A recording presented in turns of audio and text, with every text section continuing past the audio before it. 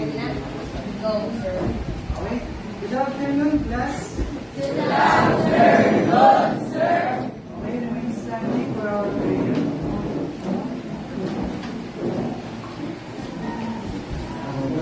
Alright, pray, classmates. Yes, we are.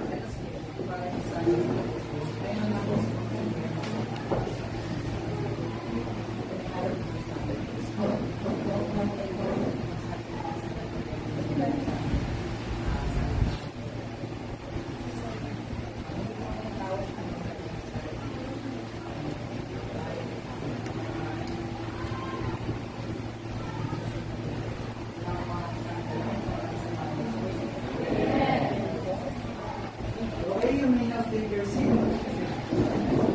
Secretary, please tell me your subject.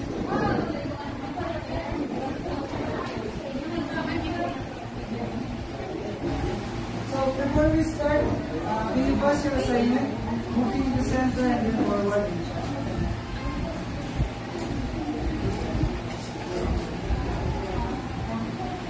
Pangalan ko.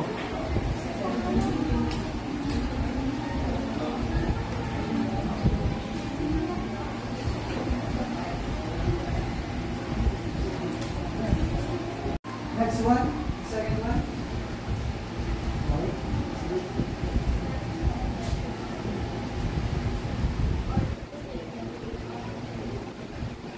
Okay, it says that being a first aider is not to compete.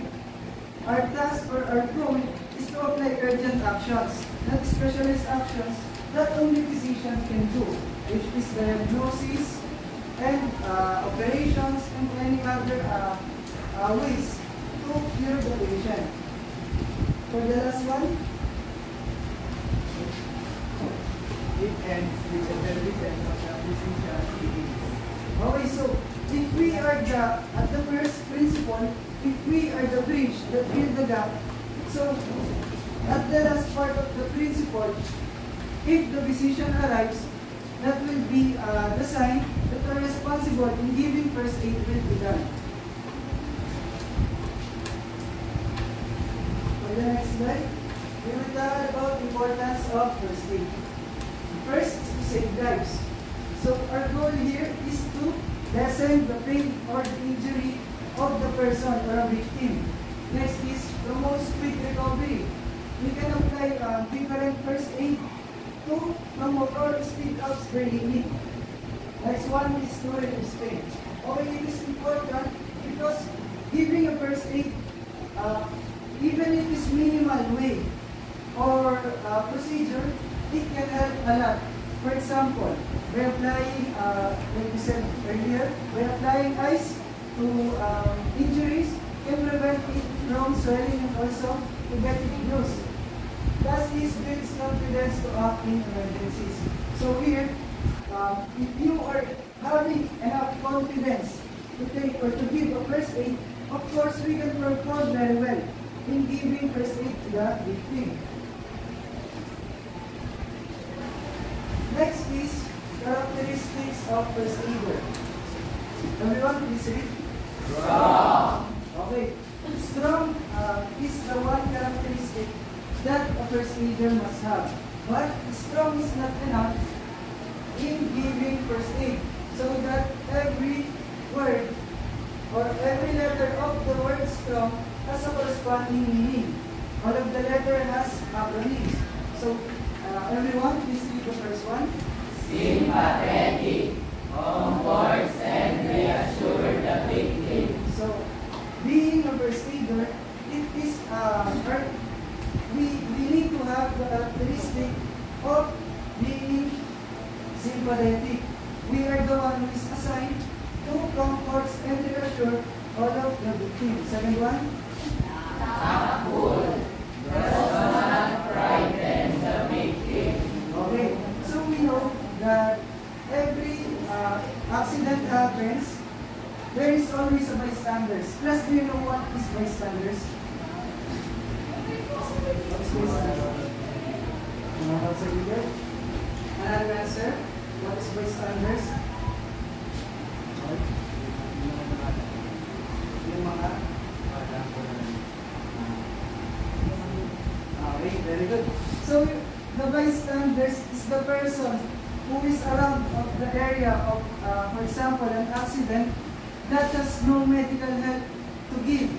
They are there to that place just to ask some questions. What happened to that victim, or what is his condition, like that. So that you as a first aider, your role is to move them away from the victim, so that the victim does not frighten or not get panic. Next is letter R. Resourceful. Okay. Make the best use of things at hand. Okay, being resourceful is one of the important things or characteristic of first aider. Just for example, because we know that accident comes at any time and anywhere. So being resourceful first aider can help very much. For example, you have a classmate that has broken leg. You as a first aider, if you are resourceful, if you can find a stick and a simple handkerchief, you can tie it to his leg just to stabilize, so that no further damage or pain will occur to the patient. Next is observant. Notices all the signs. Okay, so we in victim's condition, every sudden changes may vary to different kind of pain. Just for example, changing in skin color, difficulty in breathing, and also another symptoms that we can see or we can observe in the victim. So we as a first aider, we need to always observe and just to help for the physician when they come to tell them, to know, for the physician to know what specific action they need to do to the victim. Next is Having strong sense of responsibility towards helping others. okay. Here, bringing over is very important. Having a dignity or being reliable to help others is important. Last is being Cause pain and panic. so it is the last but the most important part of being a first aider, because our goal is to preserve life and to help the victim.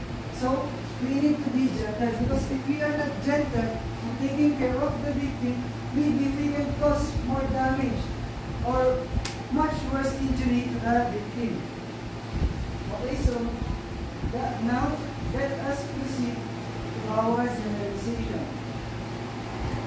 Everyone, please read the instruction. He said to different scenarios.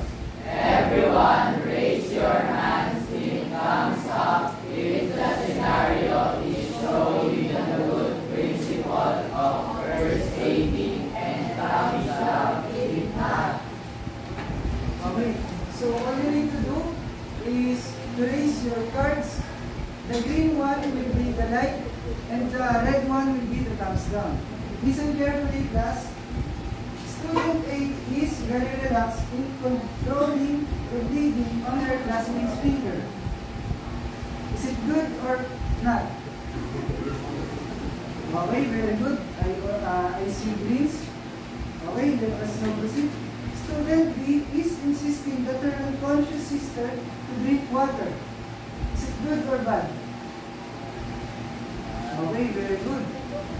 Anyone who can explain why is it bad or is it not good for the patient or the victim to drink water while he or she is unconscious?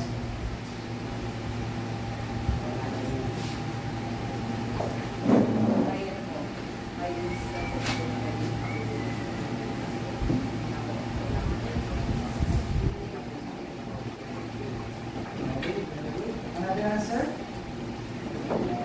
That's right. Pwedeng mapasama yung victim pagka unconscious siya tapos pinainom siya ng tubig. Kasi in some case, yung tubig na inom ay pwede siyang pumunta sa lungs imbis na mainom niya directly. Next, for number 3, students immediately brings her friend who fell down the stairs to the clinic. Okay? Why comes that?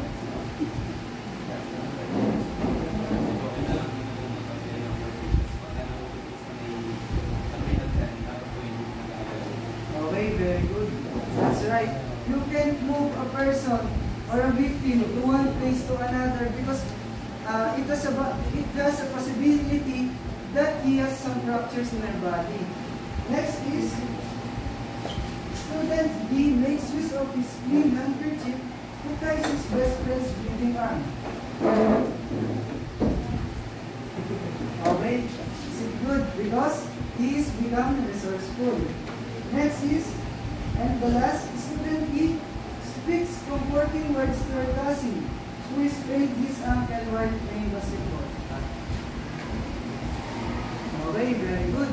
So now, I know that you know that what is a good first aider or what is the principle that a first aider has. So now let us proceed to the application. Everyone listen to the instruction. Class will be divided into 2 groups. Each group will write down more importance of first aid. After the given time, one representative of the group will read their group's discussed answers. So I have here a blank paper. All you need to do is to write 4 importances of first aid. And as you can see here, we have here a first aider. This will be for the group 1, will be the group 1, and the group 2. All you need to do, once you are done in writing your answers, you will place it around the rescuer. So now you can start.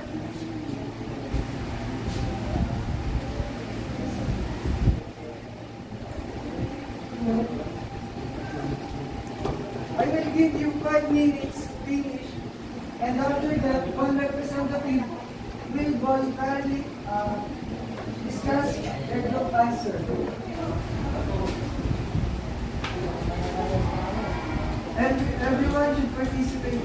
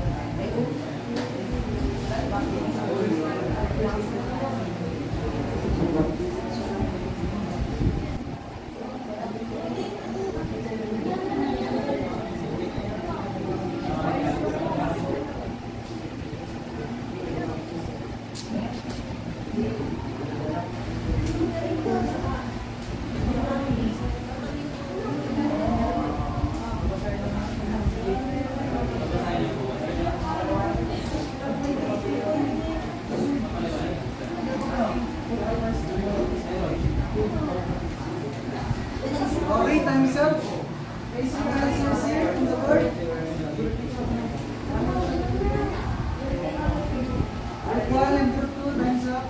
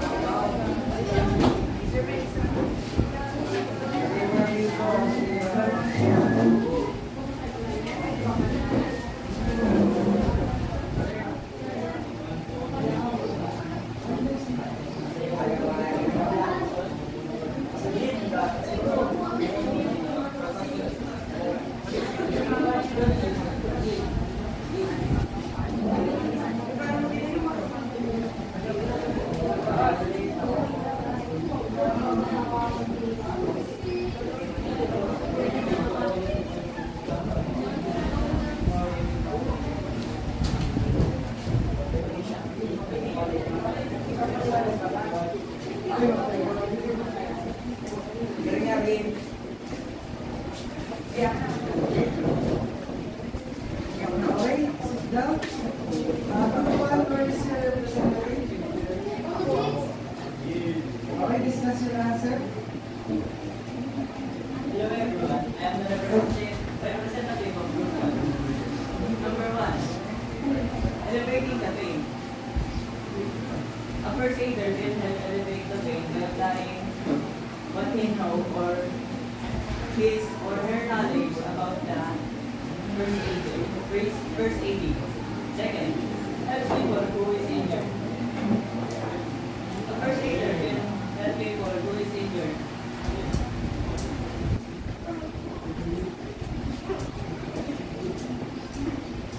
Because it's kind of our responsibility and everyone can do it. Third, it can help physicians do this work. Because before we go to the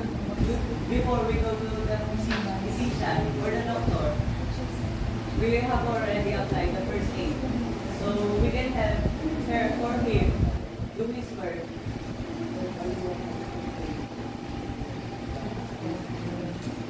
And save the people's life. Fourth, it can lessen the injury. An example of this are heavy blood loss injury and some fracture that is hard to fix. That's why we need our first aider. Okay, thank you. Give them a round of applause. At least 5 claps. Okay, so here I have prize for the volunteer. All you need to do is to pick one and scratch it. Then you can pick. Okay. Scratch it. You have that.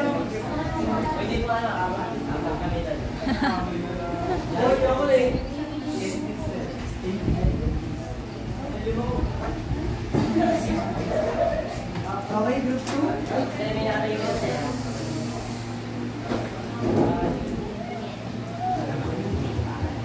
So good morning everyone.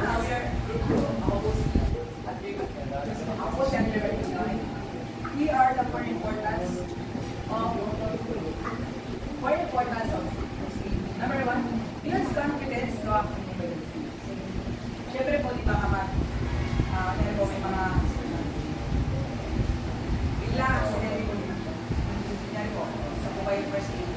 Alam ko yung pag hindi sa first aid, parang confident po kayo sa ginagawa niyo. para po yung ano lang po yung ginagawa niya sa patient para kung ano lang po yung ginagawa niya sa patient. Number 2, promote quick recovery. Ensure that the injury wound recovers fast. So yun nga po, hindi lang po lang para po mas yung muna yung example po yung nangyari po nagkakang yung personal din. Mag-update po yung first para po para pag dala po nangyari sa hospital or hindi na siya manala para po mas makikita po agad yung wound. To prolong the life of the victim. Yun nga po yung first aid po, mas nakapahaba niyo po yung life of the victim. Yung pangyari po yung sabi ng interview, literal na malalang mo talaga siya. Hindi na po siya yung wala po isa nalunod. Yung sa first aid po yung agad CPR para maalis yung tubig sa bagal. So reduce the pain of the victim. Para po mas hindi na po nagsasuffer yung victim na pag nagkaroon po siya kasama. Ilang po.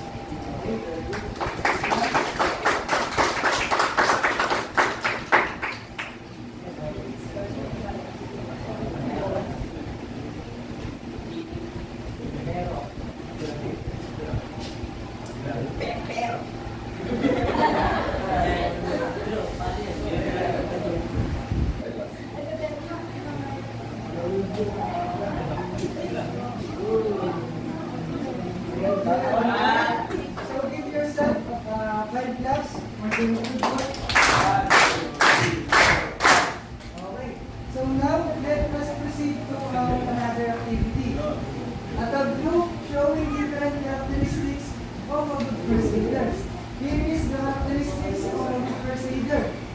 In responding to the common emergency scenarios that may be encountered someday, there should be actors and also a narrator to explain the group mates activity.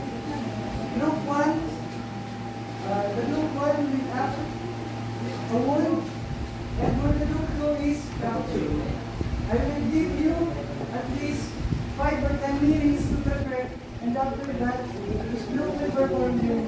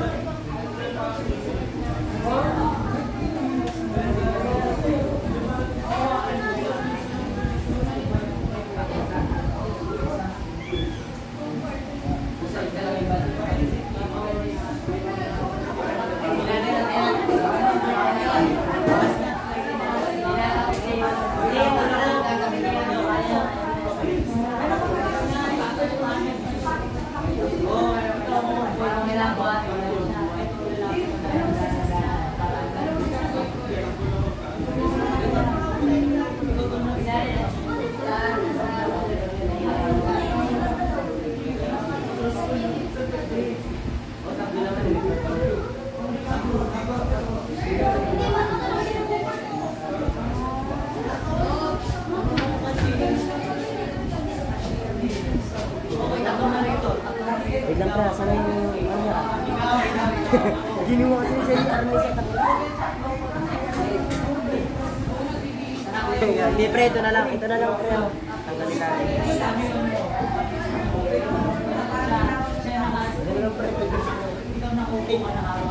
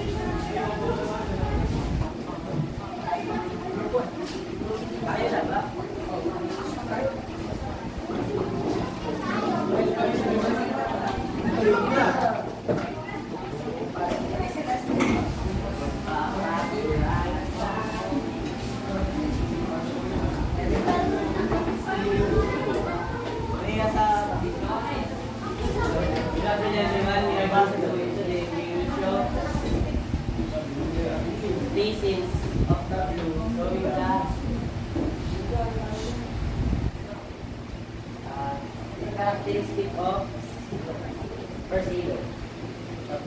In what?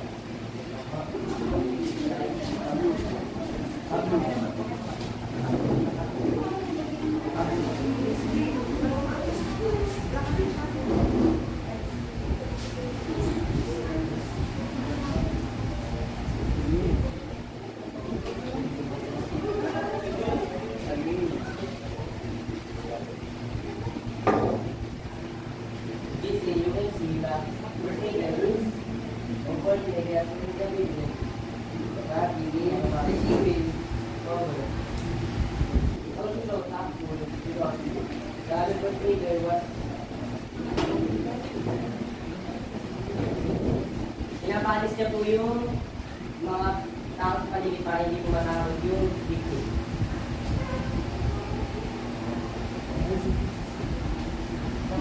Ngayon, takul kasi nga.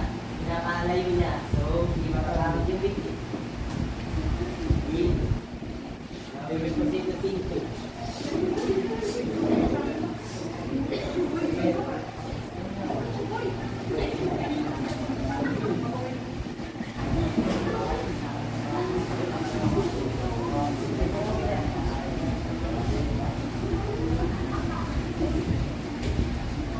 We can see that the first aider was resourceful kasi gumamit siya ng mga bagay sa paligid na malinis na pwede gamitin para mapaano yung and observant kasi makita na mahirapan nila yung victim kaya pinakita yung isa pang first aider.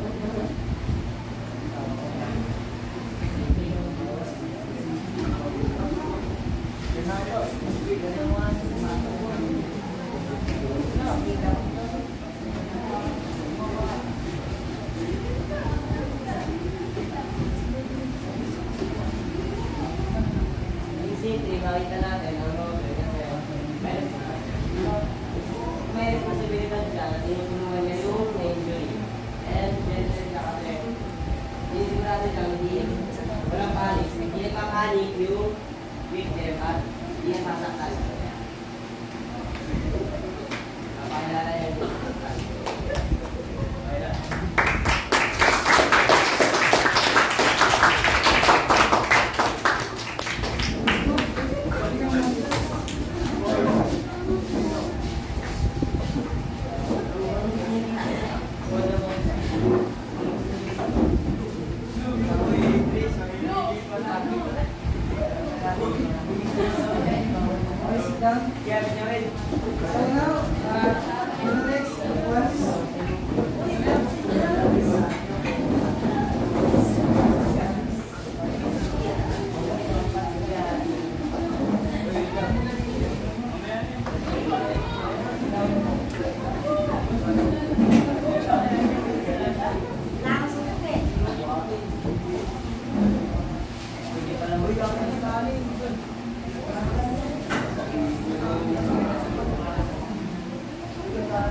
Hello everyone, good afternoon. Our group is, we are group 1. We'd like to introduce ourselves as the first aider. I hope you like our work.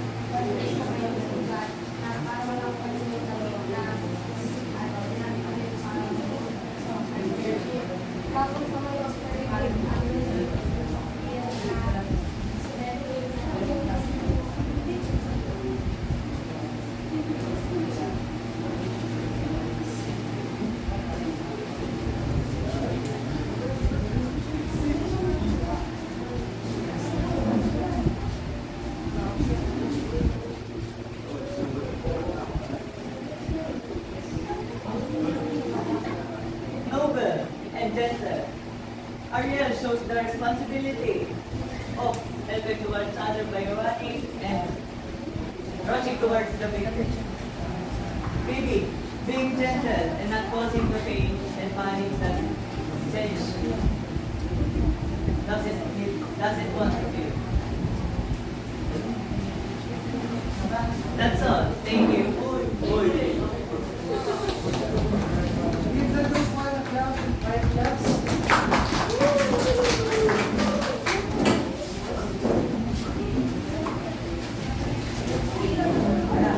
Okay, before we proceed to our worksheets, can you share your understanding about the activity that you do or any additional except from those characteristics? Raise your hands if you want to share another characteristic aside from those. What should be the characteristics of a good transmitter? Except from those. It's like you, right?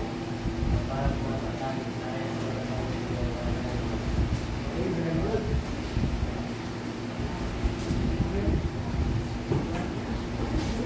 Another answer? Kaya niya po mag-sakripisyo, sir. Mas po, kunyari po, nasa train station po, tapos kaya niya po sakripisyo pa po para sa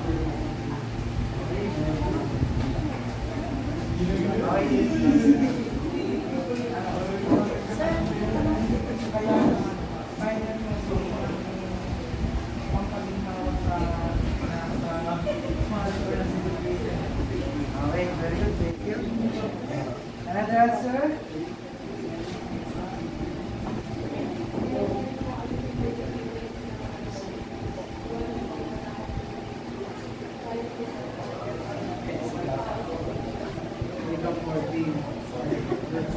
Okay, sige.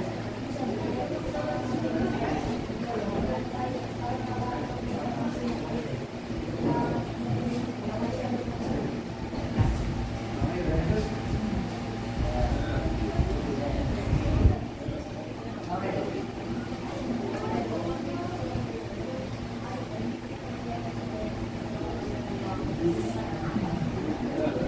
Last one.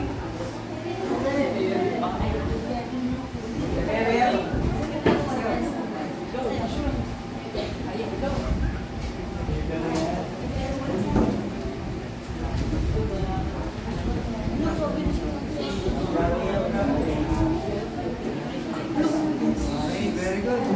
Thank you, everyone. So now, let us proceed to our quiz. Get one more sheet of paper. Answer only.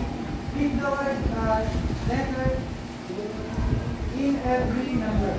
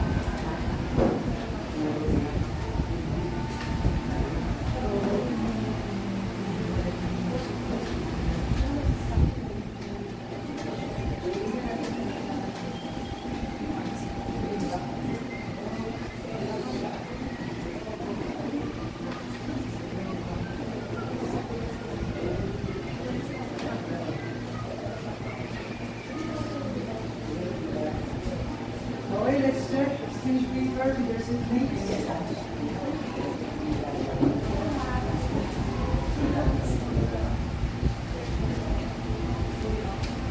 Anyone who wants to read and answer number 1?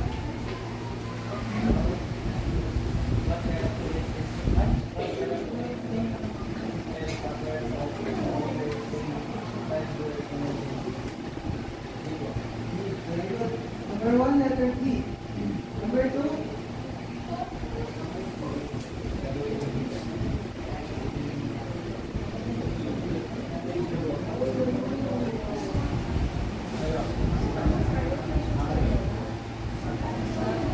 Letter B.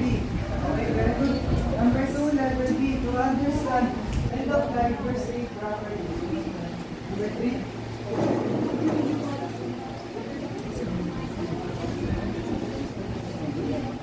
The empathy.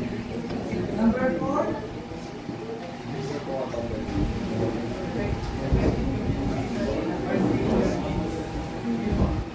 The listening carefully and explaining clearly. Last one.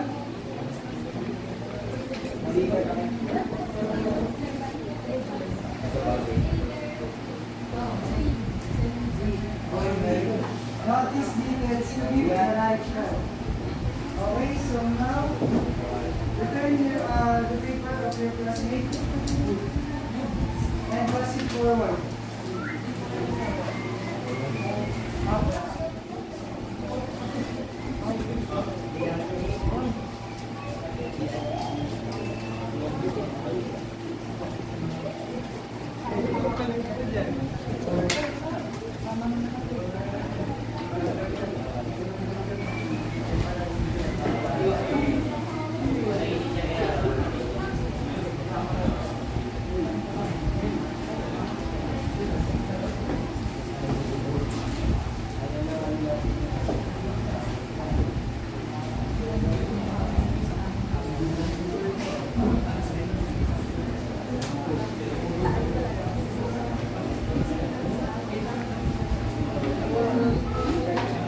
Okay, for your assignment, you can take a picture of it, or I will send it later in our group chat.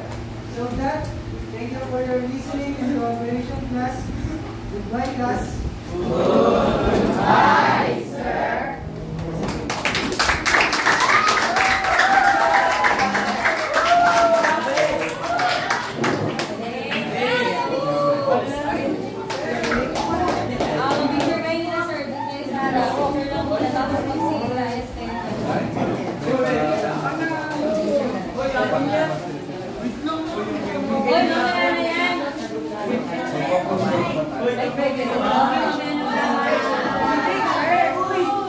Ay,